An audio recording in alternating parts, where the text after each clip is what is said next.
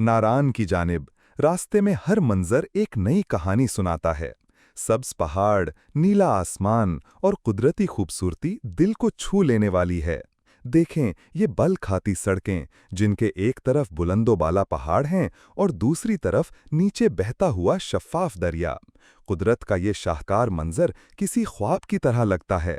हवा में ताजगी है और हर सांस जिंदगी का एहसास दिलाती है। ज्यों-ज्यों हम नारान के करीब पहुंचते हैं, मनाजिर और भी दिलकश होते जाते हैं। दरिया किनारे बहते पानी की आवाज़ और परिंदों की चहचहाहट इस सफ़र को मज़ीद यादगार बना रही है।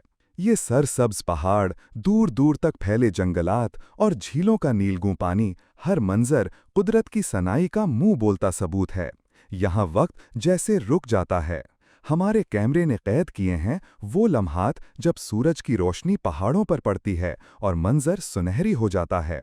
नारान की ये खूबसूरती हर पाकिस्तानी को कम से कम एक बार ज़रूर देखनी चाहिए। अगर आपको कुदरती नज़ारे पसंद हैं, तो नारान का ये रोड ट्रिप आपके दिल को छू जाएगा। इस वीडियो को लाइक और शेयर करना ना भूलें और हमारे साथ जुड़ें मज़ीद हसीन सफ़र के लिए।